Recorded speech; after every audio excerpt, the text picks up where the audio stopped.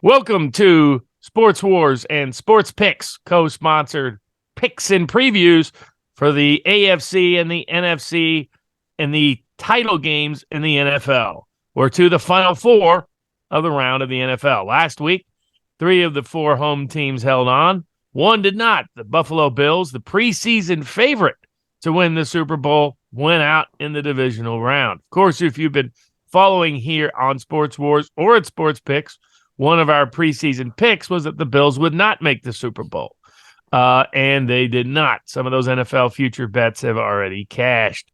So first up on both games, back-to-back on Sunday, this will be the year 53, I believe, of the NFC and AFC title game since it started back in 1970. The first up will be the San Francisco 49ers travel across the country to play the Philadelphia Eagles. The Eagles have been here upon more than one occasion in the NFC title era. The Eagles opened up as 1.5-point favorites. That's now moved up to 2.5 points.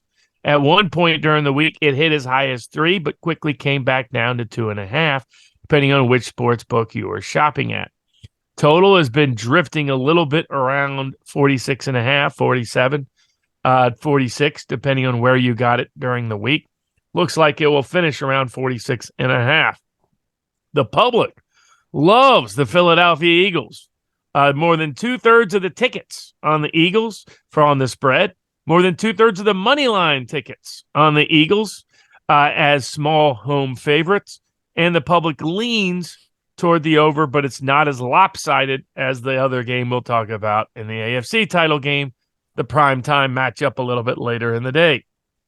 The Eagles come in off a romp over the New York Giants. Of course, if you were subscribers at sportspicks.locals.com, you would have cashed in on pretty much all the bets that were recommended on that Eagles-Giants game, as the Giants fit a particular path of teams that have weak offenses, bottom third offenses that limp into the playoffs. And when they get to the divisional round, tend to get killed, and the Giants performed that to that degree precisely.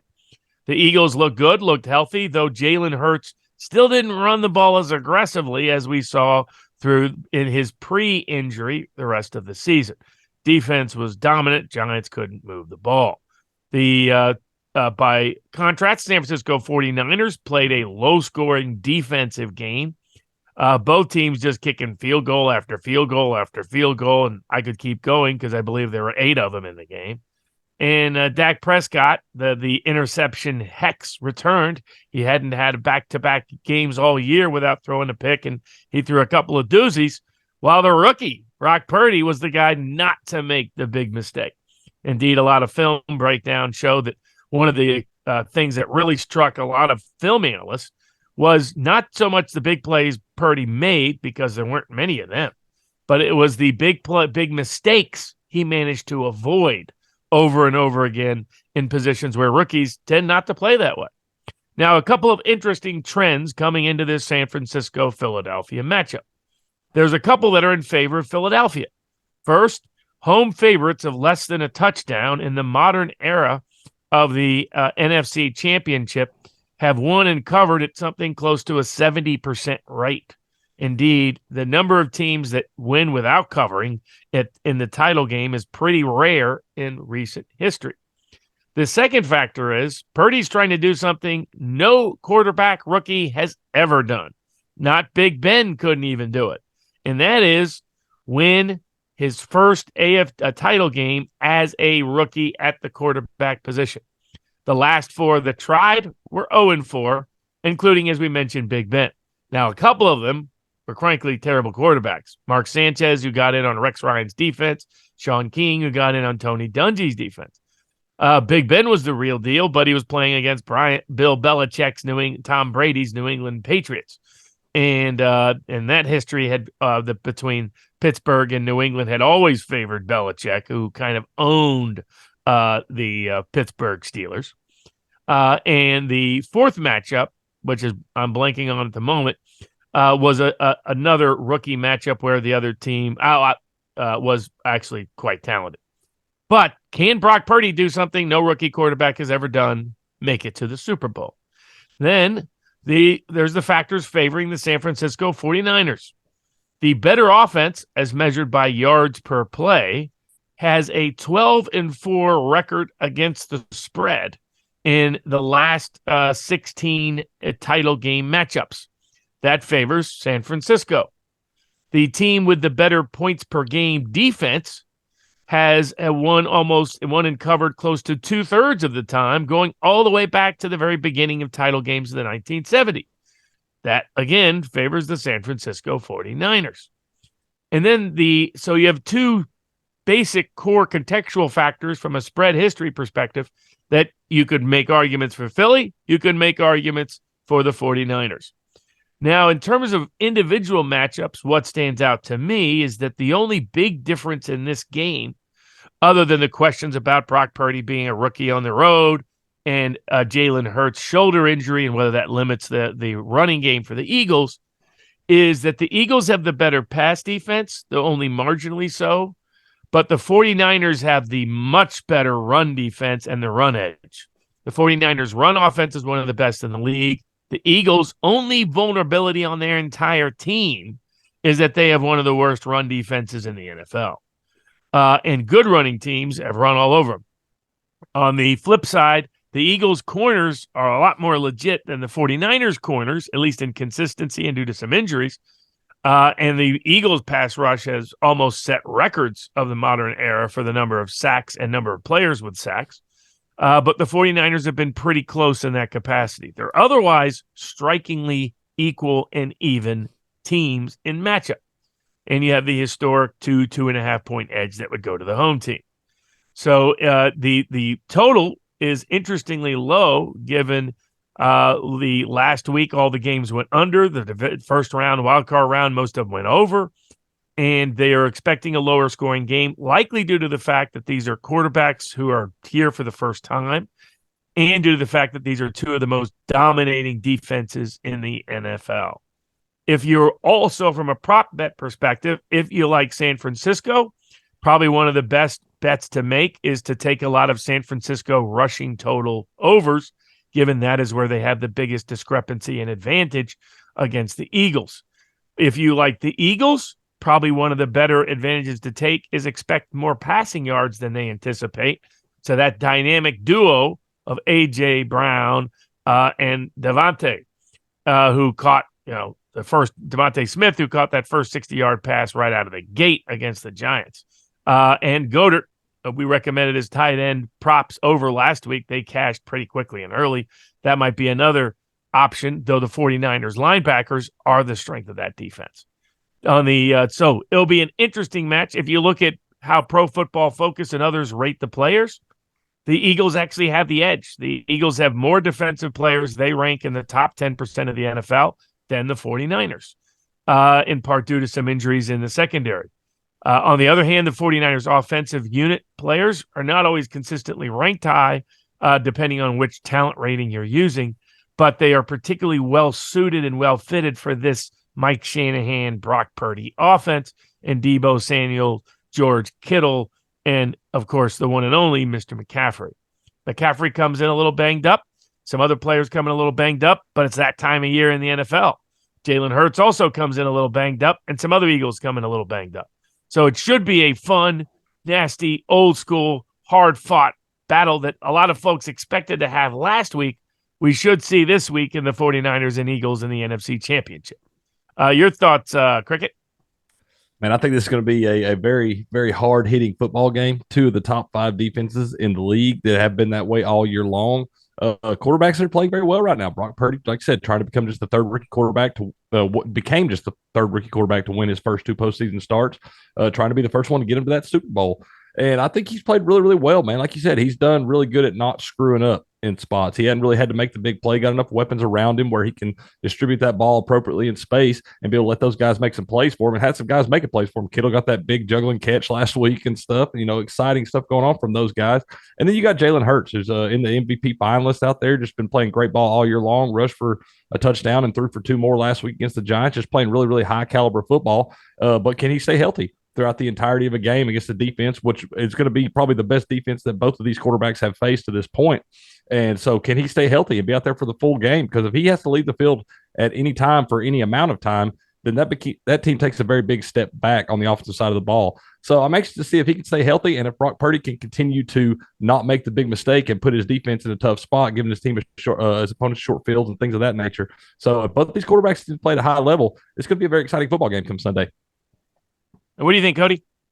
Well, look at these teams from a defensive standpoint. From a yards per play look, these two teams defensively, the Philadelphia Eagles have allowed just 301.5 yards per game, and that's second to the 49ers, who are allowing 300.6. We've already said how they've allowed some rushing yards, the Eagles have, throughout this year. So that leads me to believe that secondary is just nasty. So Brock Purdy's going to be facing a defense in this secondary and these DBs that he's not seen before. So I'm interested to see how that goes. We've already highlighted last week how the skill position players in San Francisco. I mean, it's just ridiculous. You could have a wide receiver lined up under quarterback, and Jawan Jennings, who's played quarterback before, throwing the ball to you got your running back lined up in the slot with McCaffrey, and then you got your wide receiver lined up as a running back behind him. You could have so many insane looks to give these guys if they just don't know how. They would not know how to defend it. It'd be real interesting to see what they do to try to confuse this defense.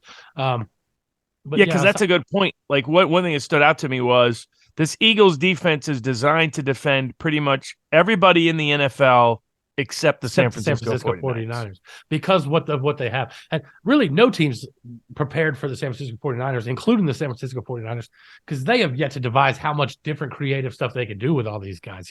They just got McCaffrey, several weeks ago. Speaking of which, who has the highest quarterback rating in the NFL? If you only count one pass, it's McCaffrey. Fair enough. That's hilarious. No, but that's right exactly what we're talking about. So that's going to get kind of crazy. The other thing I wanted to highlight was while it wasn't his rookie year, his first year starting, Mahomes did lead the Chiefs to the Super Bowl in 2019. So the year before he was a rookie and he sat behind Alex Smith, but in his first year playing, he did. But yeah, no rookies ever started in their first year and made it past the conference championship. But yeah, it's too tough for me to call right now with the way these two teams are playing. To me, this is really the Super Bowl winner. To me, I mean, I think this is a coaching matchup to a large degree. When you have teams so comparable, you have quarterbacks with talent but also limitations. It's not Tom Brady, it's not Aaron Rodgers, it's not Peyton Manning. You can't just depend on them to win the game for you. I thought last week Shanahan got out-coached in that first half by Dan Quinn. I mean, that was now granted they'd coached together, they knew each other well, but I think he was shocked when he couldn't run the ball steadily early on, San Francisco, and it took him to the fourth quarter to score a touchdown. And so I think again now what people have pointed out is against weaker run defenses, Shanahan tends to come out and just run. You throw in this is rookie Brock Purdy on the road. You throw in the best secondary pass defense in the NFL, and all of that tells me this is going to be a run-heavy offense that is only going to get pass-happy if they get behind badly. I think they need to get behind by double digits or otherwise they're just going to be running as much as they can and try to stick to their short slants and Kittle out in the middle. Yeah, and that's one of the key things. He's going to design it to avoid having his key players matched up against those corners running deep routes. I mean, it leads me to believe Ayuk is from a prop perspective is an under prop in this game because I don't see Ayuk getting a lot of stuff. I see more George Kittle. And my free prop bet of the week is going to be George Kittle over 3.5 receptions because Purdy loves Kittle. When he gets into like that catch, you mentioned cricket last week, when he gets into a jam, he's looking for cricket. He's looking for wherever Kittle is. Yeah. And I mean, somehow he didn't score a receiving touchdown, which annoyed me because that was a bet I had. But he's been consistently catching a touchdown a game as soon as Brock Purdy came in. He's my favorite to catch a touchdown in this anytime touchdown score in this game as well. And I think he's up to 2-1 as depending on where you're at because of last week, I think.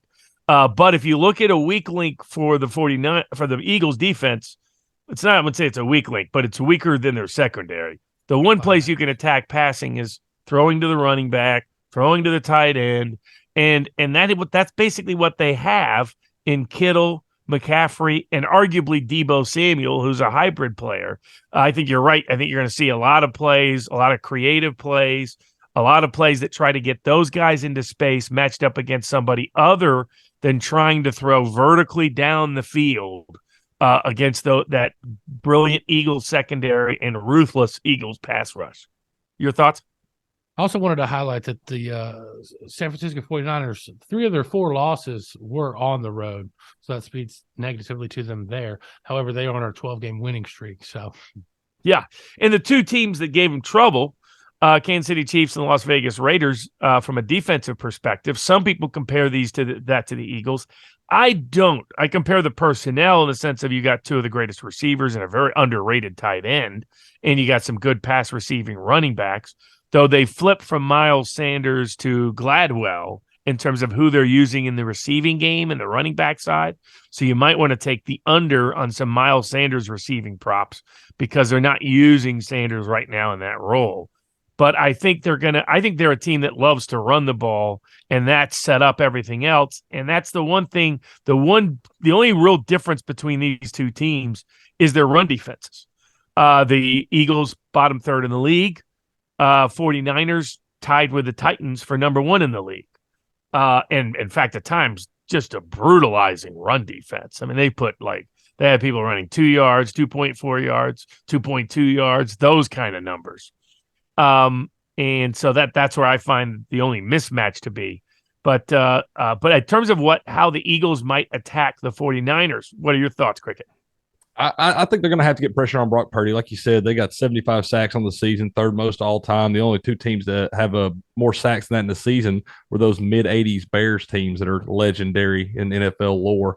So I just think this team has got to get pressure on Brock Purdy, make him uncomfortable early. He's going to try to get rid of that ball quick, use some of those weapons out there in space and things like that. You'll see some screens and stuff like that. You can look for George Kittle early and often, like you said. But I think you got to protect him. You got to give him enough time to make those plays. You don't want to put too much on him. And just kind of like you said, just let him keep not making the big mistake. And by doing that, you're allowing him to do plays to get the ball out quick, not have too much pressure to make the big play downfield to where he's going to give up some of those picks to that elite secondary and things like that. You don't want to get a lot of one-on-one matchups in this against this defense. It just hasn't boded very well for anybody that's tried it so far. So some quick plays, some quick screens, things like that, quick throws within the first 5 to 7 yards down the field to be able to get the ball to those guys quick and allow them to make some plays. I think that's what they're going to have to do to not make sure and not put too much pressure on Purdy, because if you get too much pressure on him, I don't know that he can perform in that yet. I mean, he hasn't shown me any reason he can't, but I also haven't seen him have to step up and make those plays in those spots just yet. I think, and on the flip side of the ball, I think if I'm the Eagles, the only vulnerability I see in the 49ers, even though by many metrics they have a top 5 pass defense, is, with the injury to Mosley, their corners are not quite elite. I think that's what, Devontae Adams with the Raiders, that's what Mahomes and the Chiefs were able to expose. That's where I think if I leaned Eagles in this game, or for those that do, I would look at some passing props, because if I'm the Eagles trying to run into the teeth of that 49ers brutalizing run defense with a quarterback I don't want to get re-injured, who was sliding a lot last week early because he's trying to avoid the pain or re-injury to that shoulder, I would focus on throwing to that dynamic duo along with Goddard underneath and Gainwell out of the backfield. Though I probably wouldn't take a lot of prop bets on Gainwell or Goddard this week, just because the linebackers are the strength of that 49er defense. The corners are the weak link, and that presents some interesting prop bet opportunities for the one and only A.J. Brown and Devontae Smith. Your thoughts on Cricket on how the Eagles' offense might attack the Niners?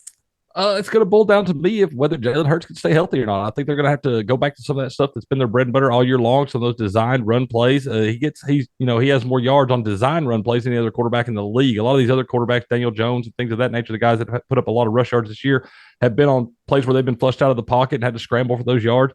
The Eagles do a lot of design run RPO type stuff to where they put it in Jalen Hurts' hand, let him decide what he wants to do. I think they're going to have to get back to that. They kind of have nursed that along the last 3 to 4 weeks or so with his injury and stuff. That you look at that week 18 game against the Giants, then last week against the Giants, they haven't really sunk their teeth back into what they were doing all year long, just because that shoulder may be a little tender and they don't want him taking some of those unnecessary hits just yet. But it's going to come to a point, the caliber of teams you're playing now, you're going to have to get back to what's made you successful all year long. And I think they're going to have to get back to some of that RPO stuff and some of those design runs for Jalen Hurts to allow to open that offense up some more and get some more key one-on-one matchups downfield with guys like A.J. Brown and Devontae Smith and those guys. So I think they're going to have to go back to that design run more, and he's going to have to take some hits and be able to take those hits and stay in the ballgame. Your thoughts, Cody? Yeah, I think that's absolutely right. They're the Eagles are gonna have to rely on Hurts to win this ball game. Even though Miles Sanders is having a career year, almost 1,300 yards, 11 touchdowns. They got Boston Scott, who scores his 11th touchdown in just 9 career games. Even though they're having a decent year in the run game, again that San Francisco defense is, so they're gonna have to rely on Hurts to get some things done in this game. I think they're going to have to, if they're going to have any success at all running the ball, they're going to have go to Goddard and get that stuff opened up early for that running game to get going. But mostly they're going to have to rely on Jalen Hurts being able to make plays, get outside, make some of those design runs, get some scrambling downfield, open some things up. A.J. Brown touchdown, Devontae Smith touchdown. So they're going to have to rely on Hurts primarily in order to win this game. Any thoughts on any prop bets that you're looking at for the game, Cody? Yeah, a few. Like I said, my favorite anytime touchdown scorer is going to be Kittle. I think the opposite because of last game. Because he's normally going to score a touchdown every game. He didn't last year. To me, that increases the chances this week, especially against a team where, again, that's kind of going to be that weakness of that team there. That if you're looking at any weakness in that secondary at all, it's those linebackers right there. And if they can drive down the field and get him, in the red zone, Kittle's going to be a lock to probably get one of those looks in the end zone there. So I like him for anytime touchdown. I like Sanders for under 15.5 carries. I like that because they're going to use some other running backs in that too. And they're going to realize that real quick that's not going to, they're going to try to get that going, but it's not going to work. So they're going to move to something else real quickly, in my opinion. And he's not going to end up getting those carries. I like for Purdy to have more than one touchdown. And I think those are going to be to the McCaffreys and Debo's, the slants and the Kittles on those short range touchdowns when they drive and get deep into the red zone. I go back and forth on the one you mentioned earlier, and that's Goddard under 45.5 yards receiving. I go back and forth because they're going to have him if they're going to have a chance in this game. And I do think they have a chance in this game. And so I just think they're going to use him enough he might hit that. But otherwise, that linebacker core is just so brutally mean that it probably shouldn't hit. But you got any prop favorites, Cricket? I like Miles Sanders under 54.5 rushing yards. That's at minus 125 right now. My anytime TD scores, I've gone back and forth a little bit. I like Debo at plus 170, and I like Dallas Goedert at plus 200. Beyond that, I'm a little iffy on some. Goddard's just had a couple games where he hasn't really been as involved as he was throughout the year, and I think that may have to do with some of the play calling they've had to go with as far as the RPO stuff and everything. I think he's going to be more involved this week. And I think he's going to find us some spots in the red zone and be able to catch some passes there. And then I like A.J. Brown's, like I said, like A.J. Brown numbers. I like him over 74.5 receiving yards at even money, plus 100 right now. But that's probably the way I'm leaning on those. I'll probably dive into those a little bit more tomorrow, and I'll put some picks up for you guys out as far as those go. But that's the three I'm probably leaning with, right? 3 to 4 I'm leaning with right now. All right. Up next, the AFC title game. Kansas City Chiefs. Wow, what a shocker that the Kansas City Chiefs are hosting an AFC title game. It's not like we've seen that every single year for the last 4 seasons. The Patrick Mahomes, every year he started, he makes it to the AFC title game. He will be hosting on his high ankle sprain. No game in Atlanta because the Buffalo Bills got upset by the Cincinnati Bengals, so all those tickets got refunded. Where the Bengals, under Joe Burrow, that continue to be moneymakers and king killers on the road in the playoffs, going in and just smacking the Bills around. So much for that 13-1 home playoff record. So much for all those predictions of the Buffalo Bills. We're finally going to be over the hump. They went backwards in the postseason this year, unfortunately. Now, of course, there's rumors about the safety for the Buffalo Bills who had that incident in Cincinnati. He was at the game, but nobody could see his face, and there's various rumors speculating and circulating about that. It'll be interesting whatever comes of that over time, whether or not that that revealed some injury that people didn't want to see, a facial injury, Bell's palsy, something like that. But, was it actually a depressing moment for the players rather than a exciting moment for the players? Because they didn't go out and play like they were ready, like they were pumped and on cloud nine. They played like they were half asleep. Indeed, the irony was when I was first watching the game, I wondered whether or not they just couldn't handle the slick field from all the snow. So like, that'd be weird. The Bills are the team that can't handle the snow. But maybe it was mindset. Whatever it was, a Cincinnati Bengals team that had one of the worst rushing teams in the league, playing with 3 of their 5 offensive linemen out, went in and ran all over the Buffalo Bills. While the Buffalo Bills, the best running team in the NFL, couldn't manage much at all offensively and ended up with a meager 10 points as Burrow carries his Bengals into another AFC title game. Second year healthy, second year AFC title game. We maybe see the beginning of a bigger rivalry. Everybody was talking about Josh Allen being the next great one and the next great rivalry with Mahomes. Maybe it's Joe Burrow, Joe Cool instead. Now, so not much weather on this game because of varying reports throughout the week about the high ankle sprain Patrick Mahomes suffered early on against Jacksonville. The line has wildly fluctuated. One point, Kansas City almost favored by 3. Then Cincinnati at some books almost favored by 3. As we record, Kansas City is favored by 1.5 at most books. But who knows what it will be by game time? It might get upwards closer to 3. Why? Because Patrick Mahomes has practiced all week. It may drop suddenly if bettors get word that he still didn't look as great as the Chiefs are saying he did. This is a game that the Bengals have owned the Kansas City Chiefs, winning 3 straight. Joe Burrow is undefeated against Patrick Mahomes. And so and that's partially also why the spread is what it is. Now, once again, if we look at those longer-term metrics, home favorites of less than 7 in the conference title games have a near 70% cover record in the recent era. In addition, the better yard per play offense has about a 75% cover record. That favors the Kansas City Chiefs in this matchup. The better yard per play or total points defense, depending on which stat you use, one favors the Bengals, one favors the Chiefs. So some of the metrics that are traditionally used, 3 of the 4, would favor the Kansas City Chiefs in this postseason matchup. But the public's not buying. Almost 70% of the tickets are on Joe Cool on the spread. 70% of the money line tickets on this very small line difference, money line difference, is on the Bengals, and the public loves the over. They're expecting a rematch of the Bills-Chiefs title game last year. They're thinking with these great passing quarterbacks, with Mahomes hobbled in his ability to run the ball, they're going to be throwing it all over the field. And they're predicting the total keeps going up and up and up. Now, part of that is because Mahomes' health appears to be better than they anticipated earlier in the week, but also because gamblers, over almost 70% of the tickets, are saying over. That 47.5, now 48, may get up to 49 by game time. Those are some big key numbers in the NFL, numbers that a game often finishes on. Like take 48, 28-20, 27-21. Just 2 examples of games scores we often see in the NFL. From a prop bet perspective, this is all about matchups because the Bengals defense, you don't know what they're going to come in and take away. You don't know whether they're going to blitz crazy. You don't know whether they're going to sit back in a shell. You don't know whether they're going to focus on the run game, focus on the pass game, focus on the one and only Travis Kelce, who's been torching everybody all year long.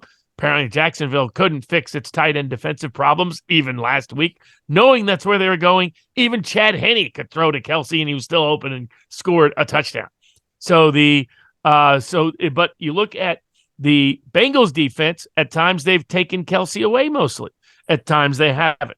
At times, they've taken away receivers. At times, they've taken away running backs. At times, they've focused on Mahomes' scrambling game.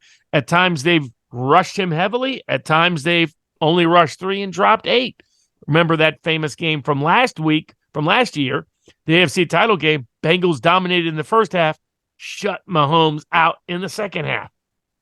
the very underrated Bengals defensive coordinator, likes a lot of flexible players that can either be slot guys or outside guys or safeties or corners or basically big linebackers. Two of the better pass defenders on the Bengals team are their linebackers. So what I would look at for this game is maybe look at some Chiefs running backs, maybe look at some lower rated Chiefs receivers on props rather than the big name of Travis Kelce with his big season, because I don't think the Bengals will let him go nuts on him in this game. But otherwise, I'm not as sure as what will happen because the Bengals can be an unpredictable defense, which is what makes them such an effective defense. I think Andy Reid and Mahomes put together can figure out a game plan such that high ankle sprain ain't going to matter as much as a lot of people think it would. There's several times in the past where he's had the same injury and he put up actually even more gaudy stats than he does normally. That's the Andy Reid-Mahomes combo. Give him a whole week to game plan around it. Chances are there'll be some creative activity out there. That's why I say look for the guy you're not expecting to get the receiving yards, to get the receptions, because that's classic Andy Reid if you're looking at it from a prop perspective. What are your thoughts, Cricket? I say it's pretty incredible what Zach Taylor, the head coach of the Bengals, has been able to do with his coaching staff and stuff the last two big time games. You look at the AFC Championship last year against Patrick Mahomes, then last week against Josh Allen in Buffalo, and they've really shut two of the elite quarterbacks down in the league and really, have had an answer for those guys. A lot of guys that thought there was no answer for. So I love what they've been doing defensively on that side of the ball. It also boils down to what that ankle. I mean, I know that's what everybody's talking about, but how healthy is that ankle? How is it going to be Patrick Mahomes out there that we see? I think Patrick Mahomes at 70% is better than most quarterbacks at 100%, but still, it's not the same Patrick Mahomes that we see week in and week out. And I don't know how healthy that's going to be. Now, I don't know how his treatment has gone all week. They seem to think it's gone pretty well for the most part, and he seems to be walking around without a limp and all this stuff. But I think they're going to have to get some more guys involved besides Travis Kelce. Because like you said, I think they're going to do a great job of taking him away this week. I think some of my props are going to be the under on some of his numbers, because I do think they'll take him away. But is Juju Smith-Schuster and Marquez Valdez-Scantling, even McCole Hardman, Sky Moore, some of those guys, are they going to be able to step up and make plays when they need to in this offense? Poor guy like Tony. Tony's one of those surprise guys that could suddenly pop in a game like this. Absolutely. Kadarius Toney could definitely step up and have a big game because he's one of those guys that can catch the ball and take it to the house at any time. Jerick McKinnon has played really, really well of late at running back, catching a lot of balls out of the backfield. I like some of his over numbers as props in this thing. Look for him to score a touchdown in this thing. Last week was the first time he didn't score a touchdown in, I think, 6 straight games.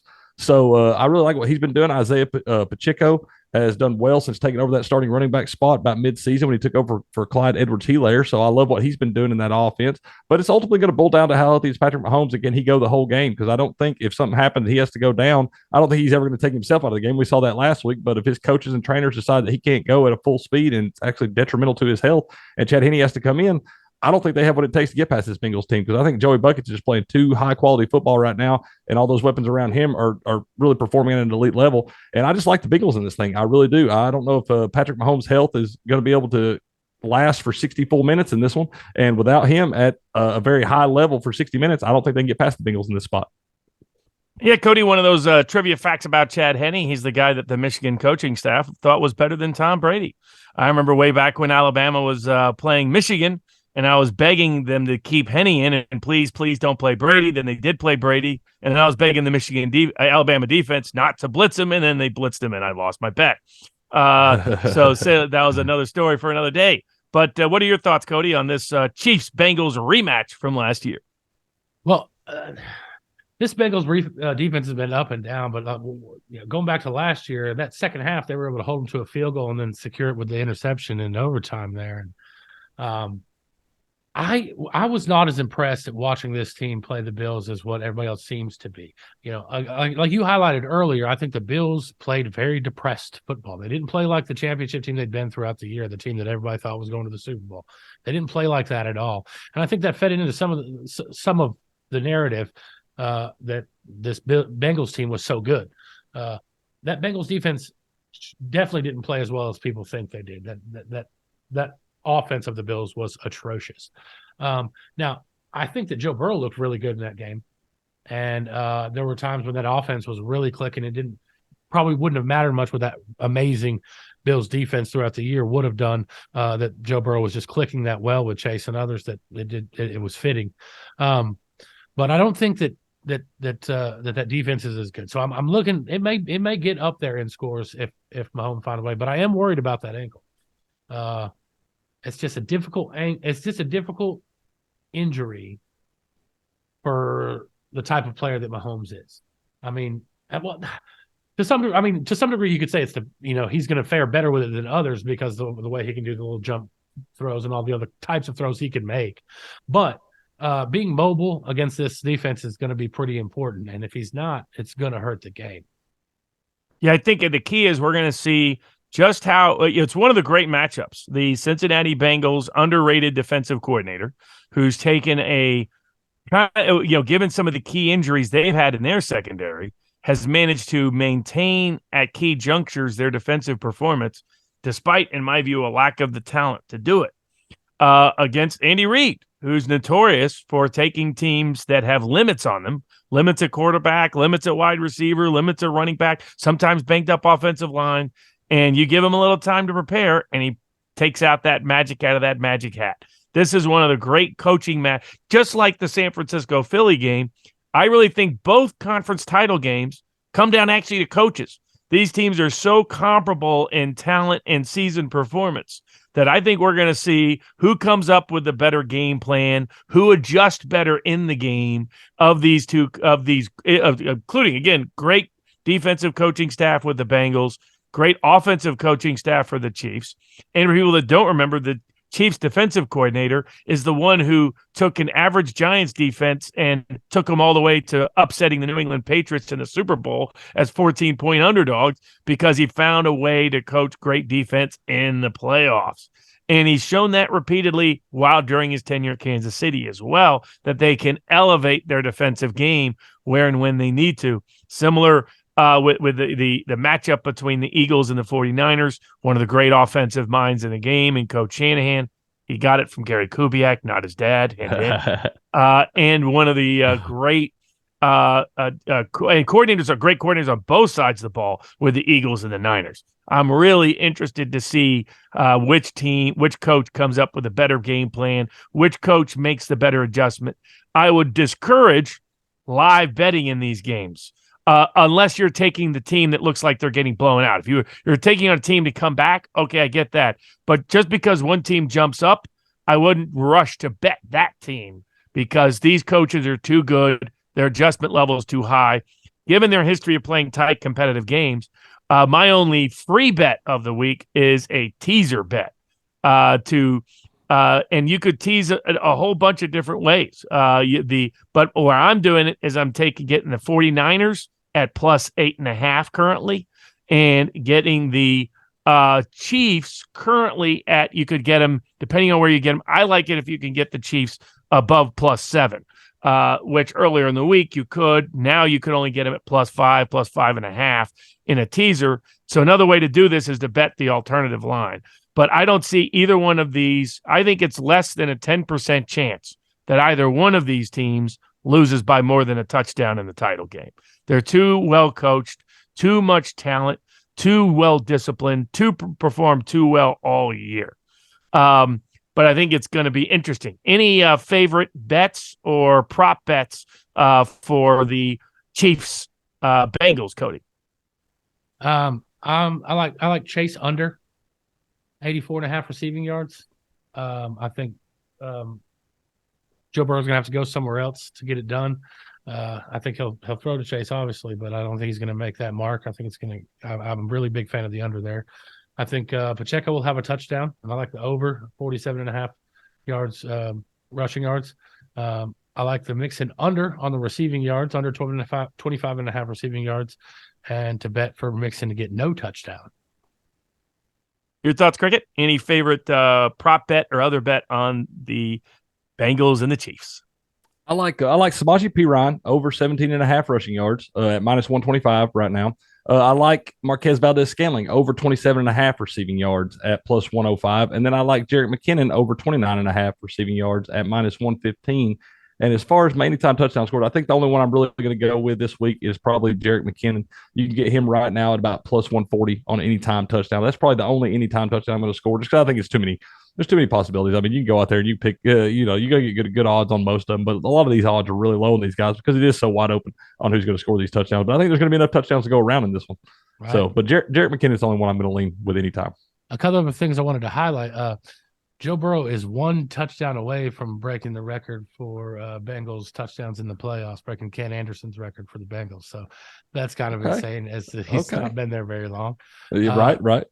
And then for the first time ever, 2 quarterbacks under 25 will be starting in an NFC championship or in a championship game. The NFC championship Hurts and what's his name out there in Purdy. Purdy. Brock Purdy. Yeah, it's the lowest. Which makes him younger. Both younger than Stetson Bennett. Than the national championship college football quarterback. Correct. Yeah, it's the lowest combined age in any conference championship game ever. I think it's something like 47 years and 204 days or something crazy like that. But yeah, wow. Joe Burrow could actually become he could tie Russell Wilson for the most playoff wins in his first 3 seasons in the league. If he beats the Chiefs and goes to the Super Bowl, he'll have 6, and he'll tie Russell Wilson for the most ever in his first 3 seasons. So. Pretty big deal there.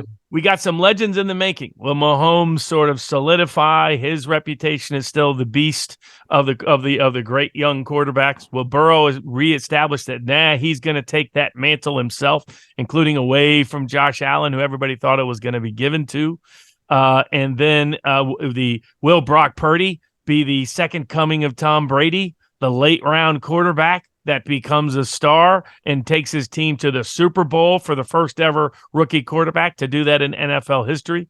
Will Jalen Hurts be the guy who left Alabama to go to Oklahoma to end up with the Eagles and bring the Eagles back to the Super Bowl for the first time in a few years?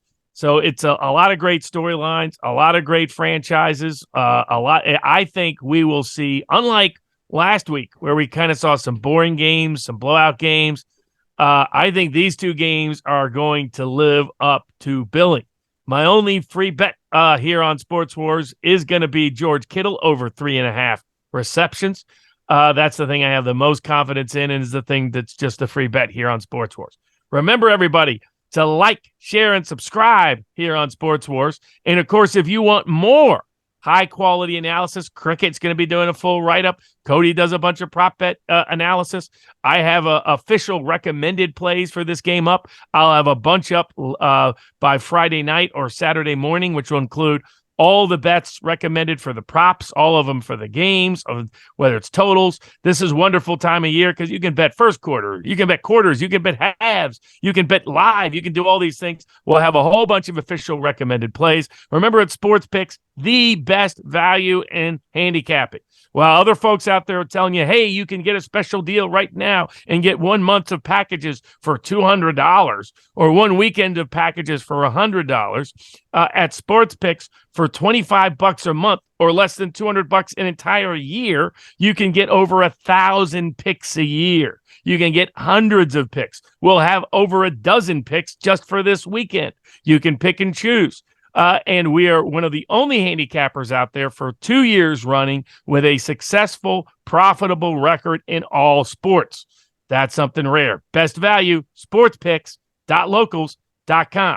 For everybody else, remember to like, share, and subscribe at Sports Wars, and we'll be back with a bunch of other videos once it's Super Bowl time in Super Bowl preview season. And we'll see who it is that ends up in Glendale, Arizona. Until then, thanks, everybody.